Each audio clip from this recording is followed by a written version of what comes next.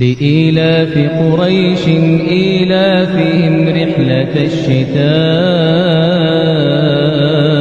والصيف فليعبدوا رب هذا البيت الذي أطعمهم من جوع وآمنهم